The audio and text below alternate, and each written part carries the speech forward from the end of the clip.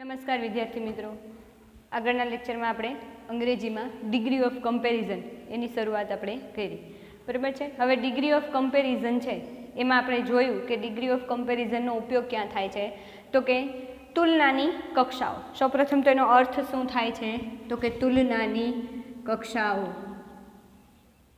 કક્ષા એનો બીજો અર્થ આપણે શું લીધો તો માત્રાઓ, બરાબર. તુલના કરવી, સરખામણી કરવી, તુલનાની કક્ષાઓ અથવા તો તુલનાની માત્રાઓ.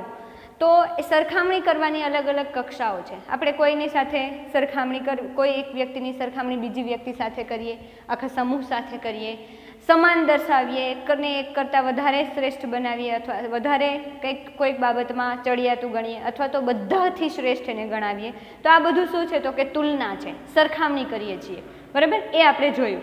પછી આપણે જોયું કે તુલનાની ત્રણ કક્ષાઓ છે, પોઝિટિવ ડિગ્રી, કમ્પેરેટિવ ડિગ્રી અને સુપરલેટિવ ડિગ્રી. ત્રણેયના એક્ઝામ્પલ જોયા આપણે, બરાબર છે.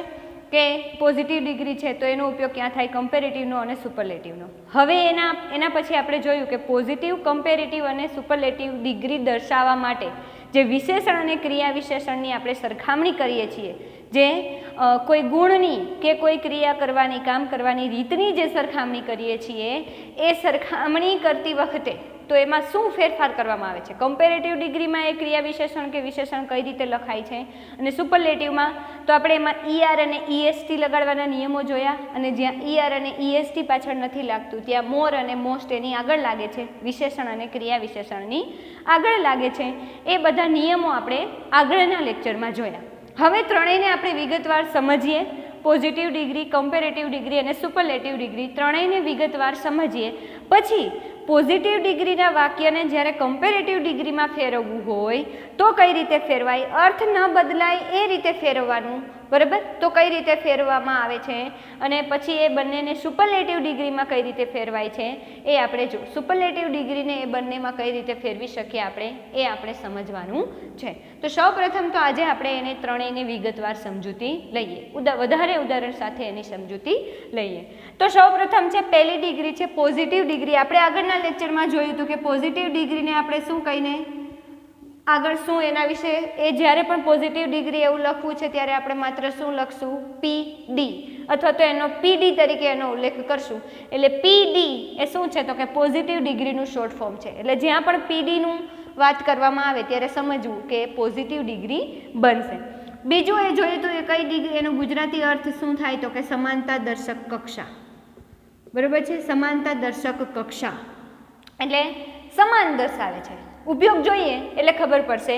કોઈ એક વ્યક્તિ કે વસ્તુની બીજી વ્યક્તિ કે વસ્તુ સાથે કોઈ ગુણ કે ક્રિયા કરવાની કે કામ કરવાની રીતમાં સમાનતા દર્શાવવા માટે પોઝિટિવ ડિગ્રીમાં વાક્ય લખાય છે.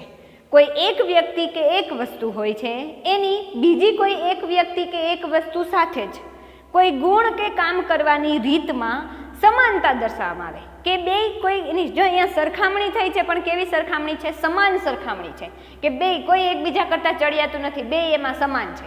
એવું જ્યારે તમારે દર્શાવવું છે ત્યારે પોઝિટિવ ડિગ્રી એટલે કે સમાનતા દર્શક કક્ષા, જેને આપણે PD કહેશું, એના દ્વારા એવા વાક્યોમાં આપણે દર્શાવી શકાય છે. આગળ જોઈએ, PDમાં બેની સરખામણી થાય છે. એમાં બે વ્યક્તિ કે બે વસ્તુની કે બે સ્થળ કે કોઈ પણ એકની બીજા સાથે જ સરખામણી કરવામાં આવે છે. એકની સામે એક હોય છે અથવા તો બે હોય છે, એ બાબતમાં એની સરખામણી કરવામાં આવે છે. બીજું જોઈએ, સમાનતા દર્શાવવા. કઈ રીતે એને સમાનતા આપણે દર્શાવી શકીએ છીએ, તો કે સમાનતા દર્શાવવા માટે વિશેષણ કે ક્રિયા વિશેષણને એઝ ડોટ ડોટ કરેલું છે, પછી એઝ છે, એટલે વચ્ચે કંઈક મૂકવાનું છે. વચ્ચે શું મૂકશું, વિશેષણ અથવા ક્રિયા વિશેષણ મૂળ રૂપમાં જ મૂકવાનું છે. એમાં કોઈ પણ પ્રકારનો ER કે EST કંઈ લગાડવાનું છે નહીં. એટલે સમાનતા, કોઈ ગુણ કે ક્રિયા વિશેષણની સમાનતા દર્શાવવા માટે એઝની વચ્ચે મૂકવામાં આવે છે, વિશેષણ અને ક્રિયા વિશેષણને, બરાબર. એઝ અને એઝની વચ્ચે મૂકવામાં આવે છે. હવે એઝ અને એઝની વચ્ચે મુકાઈ જશે તો આ એઝ અને એઝ છે એનો અર્થ શું છે, એ કઈ રીતે એનો અર્થ બનશે, તો કે એઝનો અર્થ, એઝ ખાલી જગ્યા જેમાં આપણે વિશેષણ અને ક્રિયા વિશેષણ મૂકશું, અને એઝ એનો અર્થ થાય ના જેટલું, ની સમાન, બરાબર. આની સમાન અથવા તો આના જેટલું જ. પછી એ કોઈ પ્રમાણ હોય, કોઈ ગુણ હોય, કોઈ અવગુણ હોય, કોઈ ક્રિયા કરવાની રીત હોય, કાંઈ પણ હોય, પણ એ બેની સમાનતા જ્યારે દર્શાવવાની થશે ત્યારે એઝ અને એઝની વચ્ચે મૂકવામાં આવશે. એટલે પોઝિટિવ ડિગ્રીનું વાક્ય જ્યારે આપેલું હશે ત્યારે એનું ઓળખ શેનાથી થશે તો કે એઝ અને એઝની વચ્ચે કંઈક હશે જે મૂળ વિશેષણ કે મૂળ ક્રિયા વિશેષણ હશે. તો આ એઝ અને એઝ દર્શાવેલું હશે એટલે સમજી જવું કે આ કઈ ડિગ્રીનું વાક્ય છે, પોઝિટિવ ડિગ્રીનું વાક્ય છે. બરાબર છે. તો આ રીતે છે એ પોઝિટિવ ડિગ્રી છે એનું વાક્ય રચના થાય છે. હવે આપણે સમજીએ કે ના જેટલું, ના સમાન અથવા તો ની સમાન છે, આના જેટલું જ છે. આ એક વ્યક્તિ બીજી વ્યક્તિ જેટલી જ કોઈ ગુણમાં સમાન છે એવું કઈ રીતે દર્શાવાય છે તો એક્ઝામ્પલ ઉપરથી આપણે સમજીએ. તો એક્ઝામ્પલ્સ અહીંયા ઉદાહરણો આપેલા છે. પહેલું ઉદાહરણ વાંચીએ આપણે. રામ શ્યામ જેટલો જ ઊંચો છે. તો અહીંયા રામ અને શ્યામ બે વ્યક્તિની સરખામણી થઈ છે. કેવી સરખામણી છે? સમાન સરખામણી છે. શેમાં સમાન સરખામણી છે? શું સમાનતા દર્શાવવામાં આવેલી છે તો કે બંનેનો એક ગુણ દર્શાવવામાં આવેલો છે, બંનેની ઊંચાઈ દર્શાવવામાં આવેલી છે. અહીંયા ક્રિયાની રીત નથી, અહીંયા ગુણ છે. બરાબર છે કે બે એકબીજાની સમાન જ છે. તો વિશેષણ અહીંયા આપેલું છે. વિશેષણ શું છે? ઊંચાઈ, જેને આપણે હાઈ કહેશું અથવા તો ટોલ કહેશું. બરાબર. આપણે ટોલ એટલે ઊંચું, આ આના કરતાં ઊંચું છે તો ટોલથી તમે એને દર્શાવી શકો છો. કઈ રીતે વાક્ય બનશે? વાક્ય બનાવીએ આપણે. રામ ઇઝ, અહીંયા છે. બરાબર, યાદ રાખજો અહીંયા છે એટલે અહીંયા ઇઝ આવશે. જો અહીંયા હતો એવું તમારે કાળ પ્રમાણે બની શકશે. બરાબર, એના જેટલો હતો હોય તો અહીંયા શું આવે? વોઝ આવે છે. બરાબર, એટલે કર્તા પ્રમાણે અને કાળ પ્રમાણે સહાયકારક ક્રિયાપદ મૂકવામાં આવે છે. બરાબર, અથવા તો કોઈ પણ ક્રિયાપદ છે એ કર્તા અને કાળ પ્રમાણે મૂકવામાં આવશે. તો રામ ઇઝ, હવે બેની ઊંચાઈ સરખી દર્શાવવાની છે એટલે સૌપ્રથમ શું લખશું? એઝ. રામ ઇઝ એઝ ઊંચો. બરાબર, એઝની વચ્ચે કંઈક મૂકવું છે એટલે એઝ ટોલ એઝ કોના જેટલો છે તો કે શ્યામ. બરાબર, રામ શ્યામ જેટલો જ ઊંચો છે. શું થશે? રામ શ્યામ જેટલો જ ઊંચો છે. બરાબર, બેની સમાનતા દર્શાવવામાં આવેલી છે. બીજું વાક્ય જોઈએ આપણે. પાટણ સુરત જેટલું જ ગરમ છે. અહીંયા બે શહેરની વાત કરવામાં આવી છે. બે શહેરના ગુણ છે, વિશેષણ છે. વિશેષણ શું છે તો કે ગરમ. બરાબર, પાટણ ને સુરત બે સરખા જ ગરમ છે. બેમાં સરખી જ ગરમી પડે છે, બેમાં સમાન ગરમી પડે છે. એટલે અહીંયા પાટણ અને સુરત, અહીંયા બે છોકરાઓની સરખામણી હતી, અહીંયા બે શહેરની સરખામણી છે. કેવી સરખામણી છે? સમાન સરખામણી છે. કઈ રીતે જોઈએ આપણે ઉદાહરણ ઉપરથી. પાટણ ઇઝ ગરમ છે. બરાબર, એટલે બેની સમાનતા દર્શાવી છે એટલે બેને એઝની વચ્ચે આ ગરમ શબ્દ મૂકશું એટલે જેટલું જ ગરમ એનું અંગ્રેજી શું થશે તો કે as hot as. As hot as Patan. બરાબર, પાટણ આપ્યું એટલે એઝ હોટ એઝ સુરત. ચલો, થઈ ગયું. પાટણ સુરત જેટલું જ ગરમ છે. થઈ ગયું. શું છે? પીડી. બરાબર, પોઝિટિવ ડિગ્રી. અહીંયા પણ છે, એની બદલે હતું પણ હોઈ શકે. બરાબર છે. એના પછી જોઈએ. આશા હિના જેટલી જ હોશિયાર નથી. આશા હિના જેટલી હોશિયાર નથી. આ બંને વાક્ય કયા વાક્યો હતા? પોઝિટિવ વાક્ય હતા, હકાર વાક્ય હતા, જેને આપણે એફર્મેટિવ સેન્ટેન્સ અથવા તો એસેરેટિવ સેન્ટેન્સ કહીએ છીએ. સેન્ટેન્સ છે એના પ્રકાર assertive sentence, negative sentence, interrogative sentence આપણે છે એ કાર્ડની અંદર શીખી ગયા છીએ. ટેન્સનો અભ્યાસ કર્યો ત્યારે આપણે શીખી ગયા છીએ. બરાબર, તો અહીંયા આ બંને હકાર છે કે બે સરખા છે એવું છે. તો ક્યારેક એવું પણ બની શકે કે બે સરખા નથી એવું પણ કેવું છે. તો બે સરખા નથી એવું કેવું એ પણ પોઝિટિવ ડિગ્રીમાં જ આવે છે. બરાબર, બેની સમાનતા છે અને સમાનતા નથી એવું બે દર્શાવવા માટે પોઝિટિવ ડિગ્રીનો જ ઉપયોગ કરવામાં આવે છે. તો અહીંયા આ વાક્ય નકાર વાક્ય છે, નેગેટિવ વાક્ય છે. બરાબર છે, અને આ નેગેટિવ વાક્ય છે જેને આપણે નકાર વાક્ય કહીએ છીએ એનું કેવી રીતે વાક્ય રચના થશે તો કઈ રીતે થશે તો જોઈએ આપણે. આશા ઇઝ નોટ. બરાબર, ઇઝની સાથે શું મૂકી દેશું? ક્રિયાપદ, સહાયકારક ક્રિયાપદની સાથે નોટ મૂકશું. આશા ઇઝ નોટ, પછી ફરીથી ઇઝ.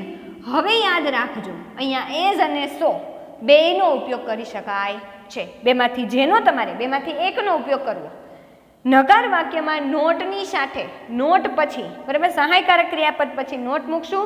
નોટ પછી તમે એઝ અને સો બેમાંથી કોઈ પણ મૂકી શકશો. એઝ સો ચલો હોશિયાર છે એટલે હોશિયારનું અંગ્રેજી શું થશે તો કે ક્લેવર. બરાબર. Asha is not as clever as Hina. બરાબર છે.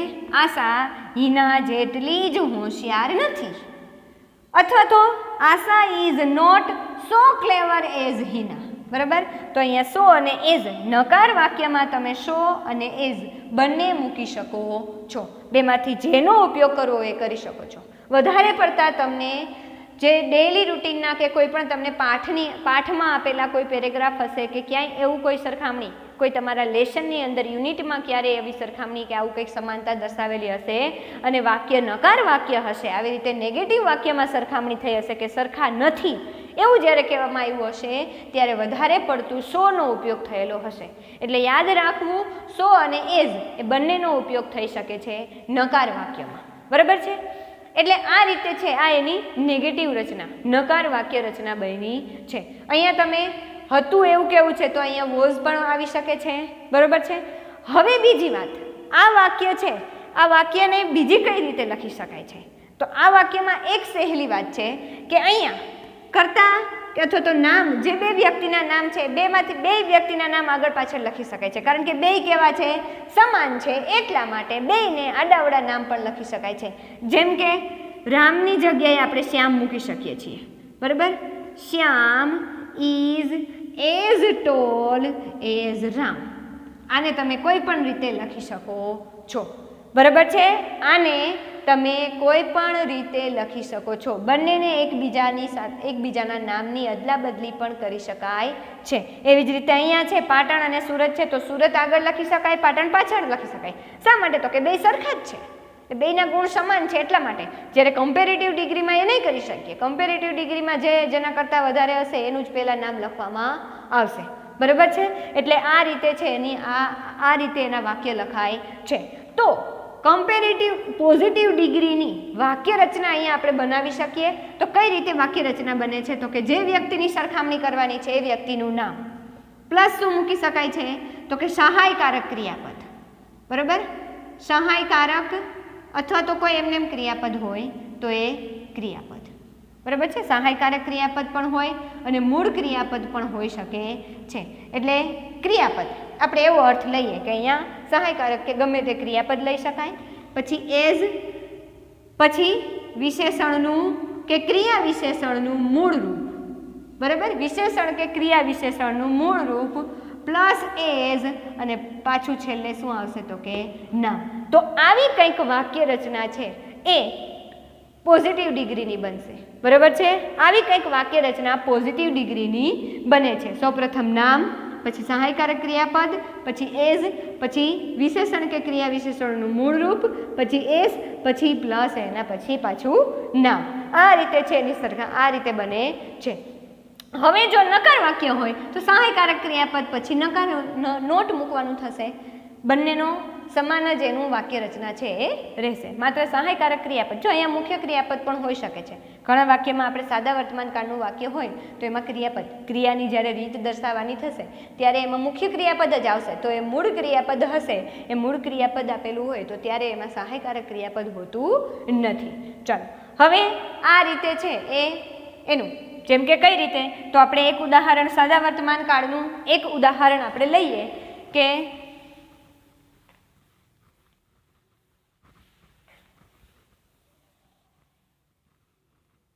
સહાયકારક ક્રિયાપદ ન આવે અને મુખ્ય ક્રિયાપદ આવે તો એવું કયું ઉદાહરણ હોઈ શકે. ત્રીજું અને આ ચોથું ઉદાહરણ આપણે લઈએ કે સિયા પ્રિયા જેવું જ સુંદર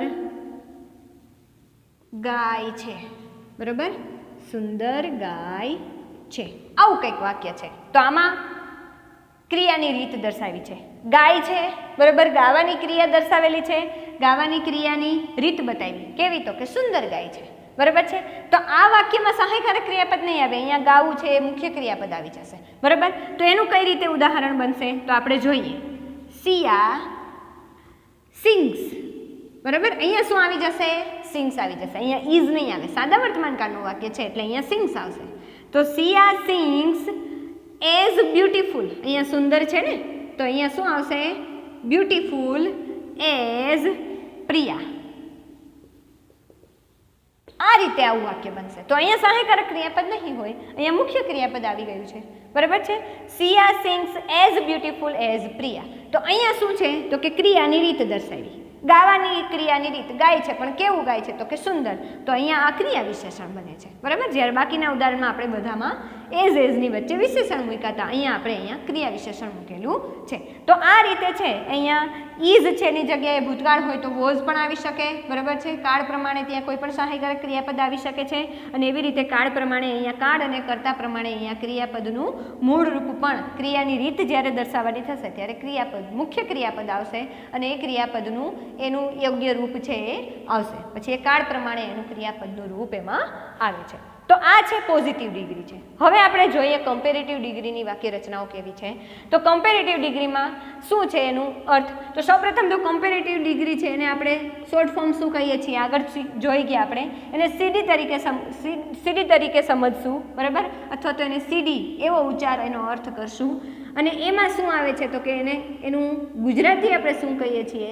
ગુજરાતી અર્થ એનો શું દર્શાવવો? તો કે અધિકતા દર્શક કક્ષા, બરાબર. અધિકતા દર્શક, એકને એક કરતાં અધિક દર્શાવવાનું છે. અધિક એટલે વધારે, ચડિયાતું, બરાબર છે. ચાલો જોઈએ. કોઈ એક વ્યક્તિ કે વસ્તુની બીજી કોઈ વ્યક્તિ કે વસ્તુ કરતાં કોઈ ગુણ કે કામ કરવાની રીતમાં ચડિયાતી દર્શાવવા માટે, બરાબર. સરખામણી કોઈ એક વ્યક્તિ કે વસ્તુને, નહીં પણ ને લખશું, બરાબર. કોઈ એક વ્યક્તિ કે વસ્તુને બીજી કોઈ વ્યક્તિ કે વસ્તુ કરતાં કોઈ ગુણ કે કામ કરવાની રીતમાં ચડિયાતી દર્શાવવા માટે, એનાથી એક વ્યક્તિ બીજી વ્યક્તિ કરતાં કોઈ કે ગુણ કે કોઈ કામ કરવાની રીતમાં ચડિયાતું છે, એના કરતાં કંઈક વધારે એનામાં ગુણ છે, બરાબર, કે વધારે એની કાર્ય કરવાની રીત છે, એનું કંઈક વધારાપણું છે, એમાં શ્રેષ્ઠતા છે કંઈક, પણ એક કરતાં બીજાની શ્રેષ્ઠતા છે, અહીંયા આખા સમૂહની નથી, બરાબર. એવું દર્શાવવા કમ્પેરેટિવ ડિગ્રીનો ઉપયોગ થાય છે. અહીંયા શું છે? તો કે સીડીમાં એટલે કે કમ્પેરેટિવ ડિગ્રીમાં બેની સરખામણી થાય છે. અહીંયા પણ બે વ્યક્તિ કે બે વસ્તુની સરખામણી આપણે કરી શકશું. હવે એમ જેમાં અહીંયા બેને સમાન દર્શાવવું છે, આ ના જેટલું દર્શાવવું છે, તો એમાં એઝનો ઉપયોગ કરીએ છીએ. તો અહીંયા કઈ રીતે કમ્પેરેટિવ ડિગ્રીમાં કમ્પેરિઝન થશે, કઈ રીતે એને તમે દર્શાવી શકશો? તો અહીંયા જુઓ, એક કરતાં બીજાને ચડિયાતું દર્શાવવા, એક કરતાં બીજી વ્યક્તિને જ્યારે શ્રેષ્ઠ બતાવવી હશે ત્યારે વિશેષણ કે ક્રિયા વિશેષણને ઈઆર પ્રત્યય લગાડવામાં આવે છે, અને ઈઆર પ્રત્યય લગાડી તેના પછી ધેન મુકાય છે, બરાબર. વિશેષણ કે ક્રિયા વિશેષણને ઈઆર પ્રત્યય લગાડવો અને એના પછી ધેન મૂકવામાં આવે છે. હવે બધાને ઈઆર પ્રત્યય પણ નથી લાગતો. આપણે શીખી ગયા આગળ નિયમોમાં કે ક્યાં ઈઆરને બદલે શું લગાડવામાં આવે છે. તો અહીંયા એ પણ યાદ રાખવું કે એની આગળ, બરાબર, ક્યારેક આગળ મોર મુકાય છે, બરાબર, ક્યારેક આગળ મોર મુકાય છે. મોર લખવું, પછી વિશેષણ કે ક્રિયા વિશેષણ, અને પછી ધેન મૂકીને ક્યારેક ચડિયાતું દર્શાવવામાં પણ આવે છે. ઉદાહરણ ઉપરથી આપણે એ સમજીએ. ચલો સૌપ્રથમ જોઈએ કે ઈઆર ધેનનો અર્થ શું થાય. આ ઈઆર અને ધેન અથવા તો મોર લખેલું હોય, બરાબર છે, મોર, પછી વિશેષણ કે ક્રિયા વિશેષણ અને પછી ધેન. આનો અર્થ શું થાય? તો કે એનો અર્થ પણ એ જ થાય, ના કરતાં વધારે, બરાબર. એટલે ઈઆર ધેન અથવા મોર ધેનનો અર્થ શું થાય? તો કે ના કરતાં વધારે. ઉદાહરણ ઉપરથી આપણે સમજીએ એના કઈ અર્થમાં એને લખાય છે. પેલું ઉદાહરણ છે, ચીન ભારત કરતાં વધારે મોટું છે. ચીન ભારત કરતાં વધારે મોટું છે. તો ચીનને અને ભારતની બે દેશની સરખામણી કરેલી છે. અહીંયા બે દેશ, બે કન્ટ્રી, બરાબર, આપણને ખબર છે ભારત, ઇન્ડિયા આપણો દેશ છે, એને એનું પાડોશી દેશ, આપણો નેબર કન્ટ્રી કયો છે? તો કે ચીન છે, બરાબર. તો એ ચીન છે એ ભારત કરતાં વધારે મોટું છે. ચીનને ભારત કરતાં કંઈક વધારે મોટું દર્શાવવામાં આવેલું છે. તો એ મોટું દર્શાવ્યું છે, તો અહીંયા એકને બીજા કરતાં કંઈક ચડિયાતું, કોઈક ગુણમાં ચડિયાતું દર્શાવાયું છે. અહીંયા આ મોટું એ શું છે? તો કે વિશેષણ છે, બરાબર છે. અહીંયા ક્રિયા વિશેષણ, અહીંયા કોઈ ક્રિયા નથી થઈ, એ માત્ર માહિતી આપી છે કે એના કરતાં એ મોટું છે. તો એનું ઉદાહરણ આપણે લખીએ તો કઈ રીતે લખાય? તો કે ચાઇના ઇઝ, ચલો હવે અહીંયા મોટું છે, બરાબર, તો ના કરતાં વધારે મોટું, અહીંયા ના કરતાં, ભારત કરતાં વધારે મોટું એટલે કરતાં વધારે મોટું એવું દર્શાવવું છે માટે ઇઝ લખી નાખ્યું આપણે, બરાબર છે. હવે મોટું, ના કરતાં મોટું એવું દર્શાવવું છે એટલે મોટું એના માટે શું આવશે? તો કે બિગ, બરાબર. હવે અહીંયા આપણે બિગ છે તો અહીંયા ઈઆર લગાડવાનો છે, તો સૌપ્રથમ તો આપણે ઈઆર લગાડવાનો નિયમ જોવો જોશે. તો જોઈએ, આપણે નિયમ જોઈ ગયા કે છેલ્લો અક્ષર વ્યંજન હોય, વ્યંજનની આગળ એક સ્વર હોય, ફરીથી પાછો વ્યંજન હોય, તો છેલ્લો વ્યંજન બેવડાવી ઈઆર લગાડવું એટલે અહીંયા બિગર, બરાબર છે. ચાઇના ઇઝ બિગર, પછી ધેન મૂકશું, બરાબર. ના કરતા, કોના કરતા? તો કે ઇન્ડિયા, બરાબર, ભારત એટલે India. China is bigger than India, China Bharat કરતાં મોટું છે, બરાબર. ચાઇના ભારત કરતાં વધારે મોટું છે. અહીંયા બિગર એટલે વધારે મોટું, એ પાછળ બિગ એટલે ખાલી મોટું થાય, બિગર એટલે વધારે મોટું, ના કરતાં વધારે મોટું. હવે અહીંયા ક્યારેક વધારે લખેલું ના હોય તો પણ ખાલી એટલું લખેલું હોય કે ચીન ભારત કરતાં મોટું છે, તો પણ આ જ રીતે એનું વાક્ય બને છે, બરાબર. એટલે અહીંયા આપણને કરતાં મોટું છે એટલે વધારે છે ન લખેલું હોય તો એ સમજાઈ જાય આપણને કે ના કરતાં વધારે મોટું, એવો એનો અર્થ થાય છે. એટલે આ રીતે છે એની વાક્ય રચના બને છે. બીજું ઉદાહરણ જોઈએ. રાધા ગોપી કરતાં વધારે સુંદર છે. ચલો અહીંયા આપણે ઉદાહરણ લખ્યું છે, ઈઆર લગાડી નહીં શકીએ, અહીંયા બ્યુટીફુલ છે, સુંદરનું અંગ્રેજી શું થશે?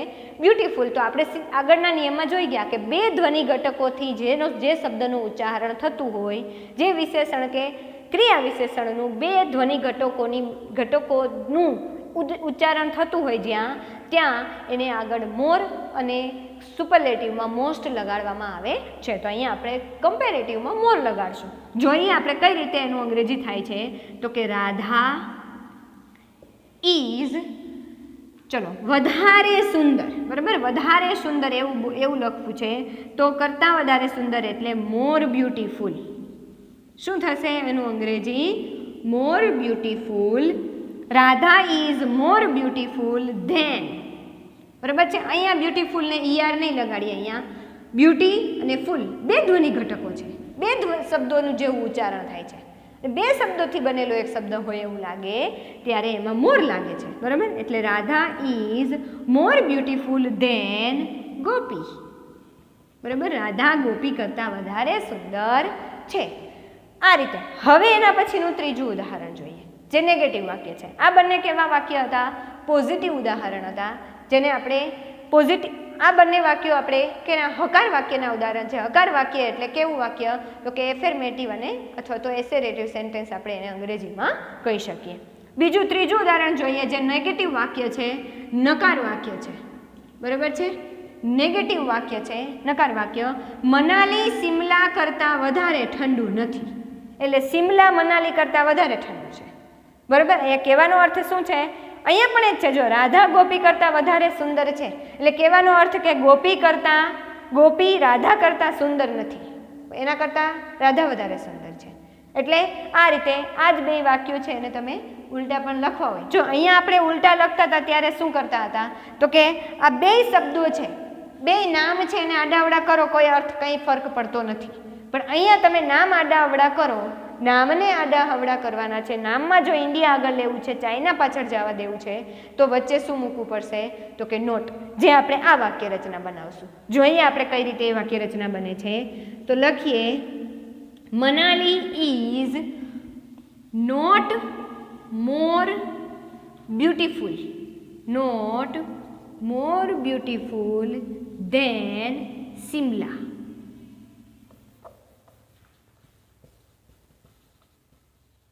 બરાબર છે. Manali is not more beautiful than Simla. Simla કરતાં વધારે સુંદર છે નહીં, બરાબર. અથવા તો અહીંયા તમે બ્યુટીફુલ, સોરી અહીંયા બ્યુટીફુલ નથી. શું આપણે લખેલું છે ઉદાહરણમાં? ઠંડુ છે, તો ઠંડા માટે શું આવશે? તો કે કોલ્ડ આવશે. તો કોલ્ડને આપણે મોર નહીં લગાડીએ, શું લખશું? તો કે Manali is not colder than Simla. અહીંયા ઠંડુ દર્શાવેલું છે, બરાબર. બ્યુટીફુલ નથી, પણ સુંદર નથી, ઠંડુ છે. તો મનાલી સિમલા કરતાં વધારે ઠંડુ નથી. તો શું થશે? તો કે મનાલી ઇઝ નોટ કોલ્ડર. કોલ્ડ એટલે ઠંડુ, બરાબર. નોટ કોલ્ડર, વધારે ઠંડુ અહીંયા નથી એટલે નોટ મૂકવું પડશે, બરાબર. છે હોય તો ઇઝ આવી જાય, પણ નથી એટલે is not colder than Simla. Simla કરતાં વધારે ઠંડુ નથી. એટલે કહેવાનો અર્થ કે સિમલા છે એ મનાલી કરતાં વધારે ઠંડુ છે. તો આ વાક્યને આપણે આ રીતે લખવું હોય, એને હકાર વાક્ય રચનામાં ફેરવવું હોય તો સિમલા શબ્દ આગળ લેવો પડે, સિમલા નામ આગળ લેવું પડે, ઇઝ મૂકીએ, કોલ્ડર ધેન મનાલી, બરોબર છે. તો આ રીતે છે એને મારે ચેન્જ કરવું પડે. આને જ્યારે આપણે નામ આગળ પાછળ કરતા હતા ત્યારે કંઈ ફરક નહોતો પડતો, એમાં કંઈ ફેરફાર નથી કરવાનો, કારણ કે બે સમાન જ છે. પણ જ્યારે આમાં આપણે નામને આગળ પાછળ કરશું, જો સિમલા આગળ લખશું અને મનાલી પાછળ લખશું તો કઈ રીતે એની વાક્ય રચના બનાવવાની થશે, બરાબર છે. તો નોટ છે એને કાઢવું પડશે નકારને હકારમાં ફેરવવા માટે. ને હકારને નકારમાં ફેરવવું હશે તો નોટ પહેલાં લખીવું, ક્રિયાપદની બાજુમાં નોટ લખી અને પછી આ રીતે. હવે અહીંયા આ રીતે છે, અહીંયા બધા આપણે વિશેષણ જોયા. જો હવે તો આની વાક્ય રચના કેવી થશે એ આપણે જોઈએ, બરાબર છે. આની તમે વાક્ય રચના શું લખી શકશો? તો વાક્ય રચના આપણે લખીએ એની હકાર વાક્ય રચના કે નકાર વાક્ય રચના, બરાબર છે. હકાર વાક્ય રચના લખીએ તો સૌપ્રથમ તો નામ, જેની સરખામણી કરવાની છે નામ, પછી ક્રિયાપદ અથવા સહાયકારક ક્રિયાપદ, બરાબર છે. સહાયકારક ક્રિયાપદ પ્લસ શું મૂકવામાં આવે છે? વિશેષણ અથવા ક્રિયા વિશેષણને ઈઆર કે એની આગળ, બરાબર. ચાલો આપણે પહેલાં ઈઆર વાળું જ વાક્ય લખીએ. વિશેષણ કે ક્રિયા વિશેષણને સાથે ઈઆર લગાડેલું હોય, પછી ધેન મૂકેલું હોય અને પછી નામ મૂકવામાં આવે, બરાબર છે. એ ઈઆર લગાડવામાં આવે છે ત્યારની વાક્ય રચના છે. બીજી કઈ વાક્ય રચના બને છે? તો કે નામ, ક્રિયાપદ અથવા તો સહાયકારક ક્રિયાપદ પ્લસ પહેલાં મોર લખશું, બરાબર. મોર પ્લસ વિશેષણ કે ક્રિયા વિશેષણનું મૂળ રૂપ, બરાબર છે. એમાં મૂળ રૂપ જ આવશે, પછી ધેન અને પછી નામ, બરાબર છે. તો આ રીતે જ્યારે ઈઆર લગાડશું ત્યારે એની પાછળ લગાડવામાં આવશે, પણ જ્યારે મોરનો ઉપયોગ કરશું ત્યારે એ ક્રિયા વિશેષણની પહેલાં કે વિશેષણની પહેલાં મોરનો ઉપયોગ કરવામાં આવશે, પછી ધેન અને પછી અંતે નામ. અને જો નકાર કરવાનું થાય તો અહીંયા સહાયકારક ક્રિયાપદને અંતે આપણે શું મૂકવામાં આવે છે? એના પછી નોટ મૂકવામાં આવે છે. અને જો મુખ્ય ક્રિયાપદ હોય તો શું કરવામાં આવે? તો કે મુખ્ય ક્રિયાપદ જોવાનું કે કયા કાળનું છે એ પ્રમાણે એનું નકાર. આપણે નકાર વાક્ય રચના કાળમાં શીખી ગયા છીએ બધા કાળની, તો એ પ્રમાણેની નકાર વાક્ય રચનાઓ બને છે. એનું આપણે એક ઉદાહરણ, ક્રિયા વિશેષણ તરીકેનું એક ઉદાહરણ, જેમ આમાં પોઝિટિવ ડિગ્રીમાં જોયું એમ એક આપણે અહીંયા પણ એનું એક ઉદાહરણ જોઈએ. જેવું અહીંયા જ આપેલું છે એ જ ઉદાહરણ આપણે જો જોવું હોય કે સિયા છે એ પ્રિયા જેટલી સુંદર નથી, સુંદર ગાતી નથી, બરાબર. આપણે અહીંયા એના જેટલી વધારે ઝડપથી દોડતી નથી એવું પણ લખી શકાય. એવી કોઈ પણ ક્રિયા છે એ આપણે અહીંયા લખીએ તો અહીંયા કોઈ બીજાનું નામ લખીએ, કાજલ મનીષા કરતાં વધારે ઝડપથી દોડે છે, બરાબર. આવું વાક્ય છે, ના કરતાં વધારે ઝડપથી દોડે છે. તો અહીંયા ક્રિયા છે, તો એનું અંગ્રેજી આપણે કરીએ. આ ચોથું વાક્ય ઉદાહરણ જોઈએ. કાજલ ઝડપથી દોડે છે, સાદો વર્તમાન કાળ છે, બરાબર. એટલે દોડવું તો અહીંયા આવશે રન્સ, બરાબર. કાજલ રન્સ સ્પીડર, બરાબર. વધારે ઝડપથી છે એટલે ઝડપથી દોડવું એટલે સ્પીડ એવું આવશે. તો સ્પીડર ધેન મનીષા, ના કરતાં વધારે ઝડપથી દોડે છે. હવે એ વાક્યનું જ્યારે નકાર કરવું છે, બરાબર છે, ત્યારે અહીંયા આપણે નકાર ન કર્યું, અહીંયા જોઈ લઈએ નકાર કઈ રીતે થાય છે. તો અહીંયા એ રીતે થશે તો કે કાજલ ડઝ નોટ રન, બરાબર. ચલો અહીંયા આપણે નકાર બનાવવું છે તો મનીષાને એના જેટલું ઝડપથી નથી દોડતી એવું લખવું છે, એટલે મનીષા નામ આગળ લેવું પડશે. તો Manisha does not run, Manisha does not run. કરતા છે એના આધારે સહાયકારક ક્રિયાપદ મૂકશું. આનું આપણે નકાર કરવું છે એટલા માટે બરાબર, નકાર કરવું છે અને મનીષા એના કરતાં વધારે ઝડપથી નથી દોડતી એવું દર્શાવવું છે. એટલે Manisha does not run speeder than Kajal. બરાબર છે, આ રીતે એનું નકાર વાક્ય બને છે. તો એ જ રીતે જ્યારે આ વાક્ય છે એની નકાર વાક્ય રચના કરવી છે તો કઈ રીતે વાક્ય રચના બનશે? તો કે પ્રિયા કે સિયા કોઈ પણનું નામ તમે લખી શકો છો. બરાબર, કારણ કે આ બે સરખું છે એટલે પહેલાં સિયાનું નામ લખો. પહેલામાં નામ ચેન્જ કરવું પડશે, આમાં નામ છે એ ચેન્જ કરવું પડે એમ છે નહીં. સિયા અને પ્રિયા બે લખી શકાય છે. આપણે સિયા જ રાખીએ તો Siya does not sing. Siya does not sing as beautiful as Priya. અથવા તો અહીંયા એઝને બદલે આપણે શું લખી શકશું? સો. બરાબર, તો Siya does not sing so beautiful as Priya. બરાબર છે. તો આ રીતે છે એ કોઈ પણ રીતે તમે એનું નકાર કરવાનું થાય તો કર્તા પ્રમાણે ક્રિયાપદ હશે અને ક્રિયાપદ પ્રમાણે આપણે સહાયકારક ક્રિયાપદ મૂકી શકાશે, કર્તા અને કાળ પ્રમાણે. તો આ રીતે છે એ કમ્પેરેટિવ ડિગ્રી અને પોઝિટિવ ડિગ્રીના વાક્ય રચનાઓ આ રીતે બને છે. હવે નેક્સ્ટ આપણે સુપરલેટિવ ડિગ્રી છે એની વાક્ય રચનાઓ કઈ રીતે બને છે એ જોશું.